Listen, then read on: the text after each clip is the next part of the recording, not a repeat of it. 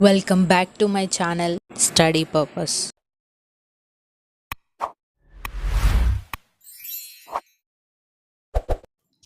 ఎస్ఎస్సిలో ఏ notification job గురించి పడినా ఏ విధంగా అప్లై చేసుకోవాలో ఈ వీడియోలో చూద్దాం. ఇక్కడ మనం ssc.government.in అని క్రోమ్లో సెర్చ్ చేయండి. తర్వాత మీకు ఈ డెస్క్టాప్ అనేది ఇలా ఓపెన్ అవుతుంది. అందులో కార్నర్ రైట్ సైడ్లో రిజిస్ట్రేషన్ లాగిన్ అని ఉంటుంది. అది క్లిక్ చేశాక మనం రిజిస్ట్రేషన్ నెంబర్ అండ్ పాస్వర్డ్ ఏదైతే మనం ఇంతకుముందు చిన్నప్పటి నుండి అప్లై చేస్తున్నామో అవి ఎంటర్ చేస్తే ఈ విధంగా మనకి ఓపెన్ అవుతుంది. ఓపెన్ అయ్యాక మనం మన రిజిస్ట్రేషన్ నెంబర్ ఇంకా పాస్వర్డ్ ఇంతకుముందు ఎస్ఎస్సి చాలా చేసాం కదా, నేనైతే చాలా అంటే ఒక 1 టైం చేశాను. సో దాన్ని రిజిస్ట్రేషన్ నెంబర్ అండ్ పాస్వర్డ్ ఇందులో ఇచ్చి ఓపెన్ చేస్తున్నాను. సో మీరు ఈ విధంగా ఫస్ట్ ఓపెన్ చేసుకోవాలి. పాస్వర్డ్ ఎంటర్ చేశాక కింద క్యాప్షన్ కూడా అడుగుతుంది. అది ఎలా ఉందో క్యాపిటల్ అయితే క్యాపిటల్, స్మాల్ అయితే స్మాల్, అలా సేమ్ యాజ్ ఇట్ ఈస్గా అది ఎంటర్ చేయాలి క్యాప్చాలో.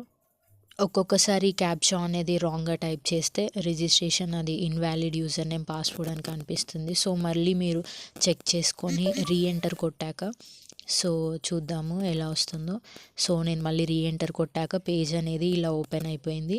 ఇక్కడ జనరల్గా మనకి ఆధార్ కార్డ్ నెంబర్ అడుగుతున్నారు and reverify 2 times Aadhaar card అనేది ఎంటర్ చేయమని అడుగుతున్నారు. అండ్ 2 మోల్స్ ఐడెంటిఫికేషన్ మార్క్స్ ఉంటాయిగా మోల్స్, అవి కూడా 2 టైమ్స్ మనకి ఎంటర్ చేయమన్నారు. సో నేను ఎంటర్ చేస్తున్నాను.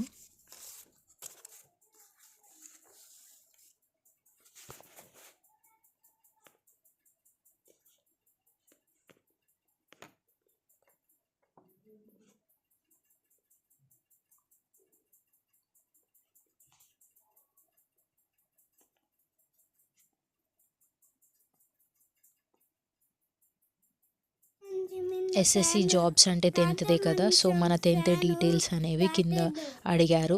క్యాండిడేట్ నేమ్ 10థ్లో మనకి ఏ విధంగా అయితే మన మెమోలో మన పేరు పూర్తిగా ఎలా కరెక్ట్గా ఉందో సేమ్ అదే విధంగా ఇక్కడ కూడా మన పేరు ఇంకా మనం ఏమన్నా చేంజ్ చేసుకున్నామా తర్వాత అని వెరిఫై అడుగుతుంది. ప్రతిదీ మనం నేమ్ కానీ ఆధార్ కార్డ్ నెంబర్ కానీ ఐడెంటిఫికేషన్ మార్క్స్ కానీ డబల్ ఎంటర్ చేయమని అడుగుతారు. సో ఇలా మనం ఎంటర్ చేయాలి. అండ్ తర్వాత జెండర్, మళ్ళీ జెండర్ వెరిఫై అగైన్ 2 టైమ్స్ అడిగారు. తర్వాత మన జెండర్, మన మెయిలా ఫీమేలా అనేది ఎంటర్ చేయాలి. నెక్స్ట్ మన verification of date of birth చూపిస్తుంది. అక్కడ ఫస్ట్ మీరు మన మంత్ ఫస్ట్ సెలెక్ట్ చేసుకున్నాక ఇయర్ సెలెక్ట్ చేసుకోవాలి. ఇయర్ సెలెక్ట్ చేసుకొని మనం ఏ డేట్లో పుట్టామో అది 11 అయితే 11, 10 అయితే 10 అది క్లిక్ చేయగానే మనది పడుతుంది అనమాట. ఈ డేట్ అనేది కొంచెం డేట్ ఆఫ్ బర్త్ ఫిల్ చేసేటప్పుడు కొంచెం ఇబ్బందిగా ఉంటుంది. ఫస్ట్ మీ మంత్, ఇయర్, నెక్స్ట్ డేట్ అనేది ప్రెస్ చేస్తే ఈజీగా అది రిసీవ్ చేసుకుంటుంది. సో చూడండి, ఈ విధంగా అయితే నేను ఎలా అయితే మీకు చూపిస్తున్నానో అదే విధంగా మీరు ఎంటర్ చేయండి. సో అప్పుడు ఈజీగా అయిపోతుంది. ఇలా సైడ్కి లెఫ్ట్ అండ్ రైట్ తీసుకొని ఏ ఇయర్లో పుట్టామో అది సెలెక్ట్ చేసి మంత్, నెక్స్ట్ డేట్, అలా బ్యాక్ టు ఫ్రంట్ అలా సెలెక్ట్ చేస్తే సెలెక్ట్ అయిపోతుంది. తర్వాత father name, date of birth 2 times అడుగుతుంది. ప్రతిదీ కూడా 2 టైమ్సే అడుగుతుంది. అండ్ అగైన్ మనకి అది కూడా అడిగారు కాబట్టి ఇంకా రీఎంటర్ చేస్తున్నాము. తర్వాత మన ఫాదర్ నేమ్, మన మదర్ నేమ్ ఇవి అడుగుతారు. 10థ్లో ఏ విధంగా అయితే ఉందో అదే విధంగా పెట్టుకోవాలి. అండ్ ఒకవేళ వాళ్ళు చనిపోతే లేట్ డాక్టర్ వాళ్ళకి మన బిరుదులు ఉన్నా కూడా ఫస్ట్ వాళ్ళకి స్టార్టింగ్ నేమ్కి ఫ్రంట్ పెట్టేసి పెట్టాలి. ఒకవేళ వాళ్ళకి ఏం లేకపోతే యాజ్ ఇట్ ఈజ్ మన ఫాదర్ నేమ్ ఎలా ఉందో అలాగే ఎంటర్ చేయాలి. తర్వాత మదర్ నేమ్, నెక్స్ట్ మనం ఏ బోర్డుతో అయితే 10th ఎగ్జామ్స్ రాసామో ఆ బోర్డ్ని ఎంటర్ చేయాలి. Board of secondary education Telangana కదా నాది. సో నేను అది సెలెక్ట్ చేసుకున్నాను. మీరు ఏ బోర్డ్కి సంబంధించిన వాళ్ళైతే ఆ బోర్డు సెలెక్ట్ చేయండి. ఇక్కడ స్క్రోల్ చేస్తే చాలా పడతాయి, అందులో మీరేంటో సెలెక్ట్ చేసిన తర్వాత నెక్స్ట్ మన 10th రూల్ నెంబర్ అనేది ఎంటర్ చేయాలి. మన మెమో దగ్గర పెట్టుకోండి, అందులో ఉంటుందన్నమాట.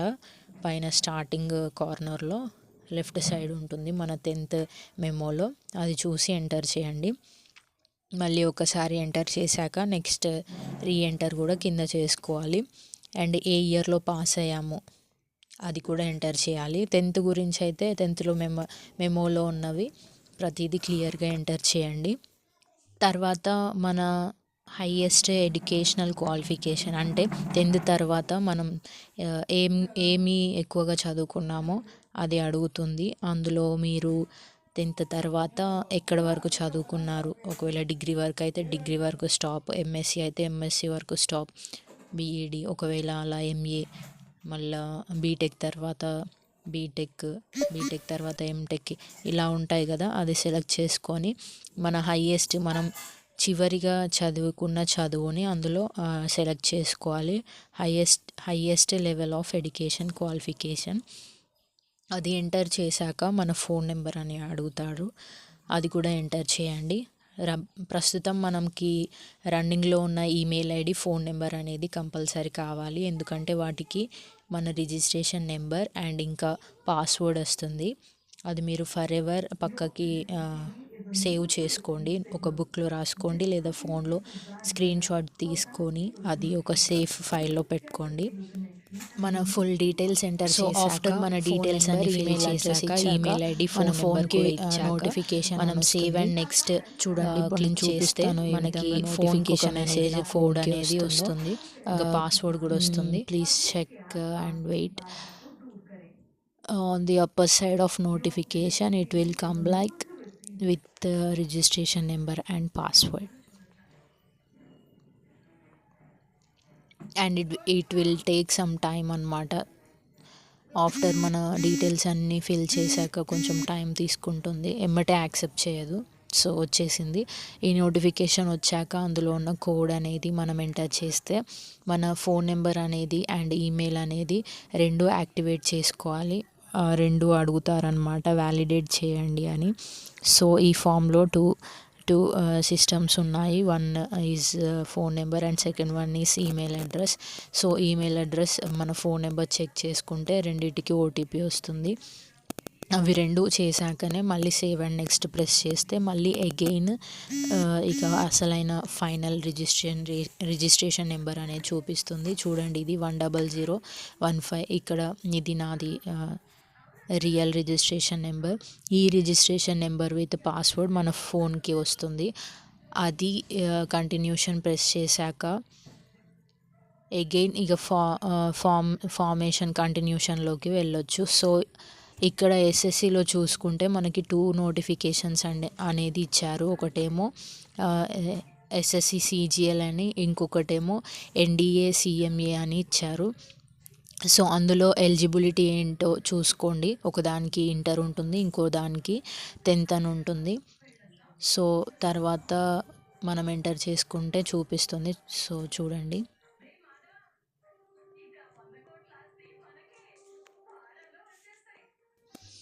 మన మొబైల్ నెంబర్కి వచ్చిన రిజిస్ట్రేషన్ నెంబర్, పాస్వర్డ్ అనేది ఎంటర్ చేస్తున్నాను. కొంచెం టైం అనేది పడుతుంది.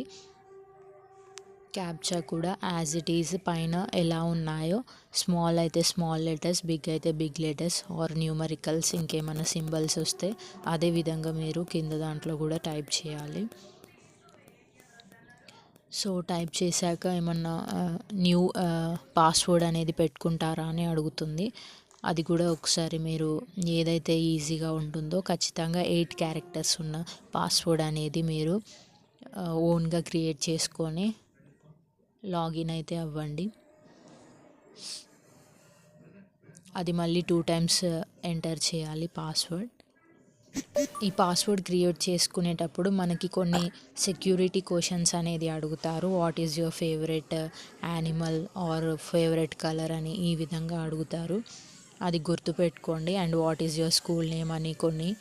ఇదేంటంటే మనం ఒకవేళ పాస్వర్డ్ మర్చిపోతే ఈ సిమ్టమ్స్ అనేవి మనం ఎంటర్ చేసినప్పుడు మన పాస్వర్డ్ అనేది ఈజీగా నెక్స్ట్ రీజనరేట్ అవ్వడానికి, మర్చిపోతే మళ్ళీ ఫర్గాట్ ప్రెస్ చేసినప్పుడు రావడానికి ఈ సెక్యూరిటీ క్వశ్చన్స్ అనేవి 2 అడుగుతారు. ఇక్కడ నాకేమో మీది ఏ ఊరు అండ్ మీకు ఇష్టమైన యానిమల్ ఏంటి అని అడిగారు. సో ఈ విధంగా ఎంటర్ చేసుకుంటే పాస్వర్డ్ అనేది సక్సెస్ఫుల్గా క్రియేట్ అయిపోయింది. ఇప్పుడు మనకి వచ్చిన రిజిస్ట్రేషన్ నెంబర్ అండ్ మనం ఓన్గా క్రియేట్ చేసుకున్న న్యూ పాస్వర్డ్ని ఎంటర్ చేయాలి. ఫోన్కి వచ్చిన పాస్వర్డ్ కాకుండా మనం క్రియేట్ చేసుకున్న పాస్వర్డ్ ఎంటర్ చేయాలి విత్ క్యాప్చా. సో ఎస్ఎస్సికి సంబంధించిన ఏదైనా జాబ్ అనేది అప్లై చేసుకోవాలంటే ఈ విధంగా ప్రాసెస్ అనేది మొత్తం ఎంటర్ చేయాలి. ఎంటర్ చేశాక ఏవైతే మనకి జాబ్స్ ఉన్నాయో నోటిఫికేషన్ వాటి నేమ్స్ విత్ ఎలిజిబిలిటీ ఇవన్నీ ఎంటర్ చేశాకనే తర్వాత చూపిస్తుంది. ఒకవేళ మీరు ఆ జాబ్కి ఆ పోస్ట్కి ఎలిజిబుల్ అయితేనే అది క్లిక్ చేసినప్పుడు ఇంకా ఫర్దర్ డీటెయిల్స్ అనేది ఫర్దర్ ఇన్ఫర్మేషన్స్ అనేది అడుగుతుంది. సో అడిషనల్ డీటెయిల్స్ చూద్దాము. కేటగిరీ అంటే మనం బీసీఆ, ఎస్సీఆ, నేషనాలిటీ ఇండియన్ అండ్ ఏమైనా డిజబిలిటీస్ ఉన్నాయా అంటే ఫిజికల్ హ్యాండిక్యాప్డ్ అంటారు కదా, అండ్ మన నేషనల్స్, విజిబుల్ ఐడెంటిఫికేషన్ మార్క్స్ ఇవన్నీ ఎంటర్ చేశాక అడ్రస్తో పాటు and last one time registration declaration అడుగుతుందన్నమాట. ఇది కూడా మనం సక్సెస్ఫుల్గా క్రియేట్ చేసుకుంటే సో ఆల్ ఫర్దర్ మన ఫుల్లీ డీటెయిల్స్ పడతాయి. చూసారుగా ఇప్పుడు మనం ఇన్ఫర్మేషన్ మొత్తం ఎంటర్ చేశాక ఇక 2 జాబ్స్ అనేవి చూపిస్తున్నారు. లైవ్ ఎగ్జామినేషన్స్కి వచ్చేసి ఒకటి multi tasking non technical staff, ఇంకోటి CGL అనేది కింద ఉంటుంది. సో దానికి మనం ఎలిజిబుల్లా కాదా అని చెక్ చేసుకొని వాటిని ఓకే చేసుకుంటే అది మనకి కంప్లీట్గా జాబ్ అనేది అప్లై అయిపోయినట్టే. సో ఇంతకుముందు మనం ఫిల్ చేసుకున్న ఇన్ఫర్మేషన్ అంతా టోటల్ 2-3 స్టెప్స్ అయిపోయాక కింద చూపిస్తుంది ఎలిజిబిలిటీ జాబ్స్. అందులో మీరు క్లిక్ చేసుకుంటే మళ్ళీ మన ఇన్ఫర్మేషన్ మొత్తం పడ్డాక కొన్ని చిన్న చిన్న క్వశ్చన్స్ అడుగుతుంది. అవి మనం ఎంటర్ చేసుకుంటే అయిపోతుంది అన్నమాట. సో ఇలా మనకి ఎన్ని ఇయర్స్ అనేది ఏజ్ రిలాక్సేషన్ కావాలి, ఎక్స్ సర్వీస్ అంటే ఇంతకుముందు మీరు ఏమైనా జాబ్ చేశారా ఎయిర్ సర్వీస్లో, లేదంటే ఈ జాబ్కి రిలేట్ అయ్యే జాబ్ ఏదైనా చేశారా అని కూడా అడుగుతుంది. సో క్యాస్ట్ విత్ రిలాక్సేషన్ ఇవన్నీ ఇలా ఎంటర్ చేసుకోండి. ఇది ఎస్ఎస్సి CGL అప్లై చేసేటప్పుడు అనమాట ఇదంతా ప్రాసెస్. అప్పుడు CMA అని పడింది అండ్ CGL అని కూడా పడింది. CGL and CMA non technical అనమాట ఇవి. వీటికి వచ్చేసి నెగిటివ్ మార్క్స్ కూడా ఉంటాయి. 1/4, 1/3 అని కూడా ఉంటాయి. అంటే 1/3 ఉంటే 3 క్వశ్చన్స్కి మనం రాంగ్ ఆన్సర్ పెడితే 3 క్వశ్చన్స్లో రైట్ అయిన వన్ ఆన్సర్ అనేది మైనస్ ఉంటుంది. 1/4 అంటే 4 క్వశ్చన్స్ ఒకవేళ మనం రాంగ్గా పెడితే 4 క్వశ్చన్స్లో రైట్ అయిన ఆన్సర్స్లో 1 మార్క్ పోతుంది అలా. సో తర్వాత సెంటర్స్ హైదరాబాద్, నెక్స్ట్ ఖమ్మం. చూడండి మనకు దగ్గర ఉన్న ఊర్లలో ఫస్ట్ పెట్టుకోండి. తర్వాత దూరంగా ఉన్న వాటిని మనకి ఏదైతే కంఫర్ట్గా దగ్గరలో ఉన్న వాటిని ఫస్ట్ సిటీ ప్రిఫరెన్స్ ఇవ్వండి సెంటర్కి. సో మీరు ఈ విధంగా ఎస్ఎస్సిలో నోటిఫికేషన్ పడినప్పుడు ఈ విధంగా అయితే ఫుల్ ఇన్ఫర్మేషన్ అనేది ఎలా మొబైల్లోనే ఎడిట్ చేసుకోవాలి, అప్లై చేసుకోవాలో చూపించాను. మీకు గనక నా వీడియో నచ్చినట్లయితే కంపల్సరీ సబ్స్క్రైబ్ చేసి ఈ వీడియోస్ మీ ఫ్రెండ్స్కి షేర్ చేయండి. వాళ్ళు కూడా అప్లై చేసుకోవడానికి హెల్ప్ అవుతుంది. Thank you. మీ డౌట్స్ ఏమన్నా ఉంటే కామెంట్లో నాకు కామెంట్ చేయండి. Thank you.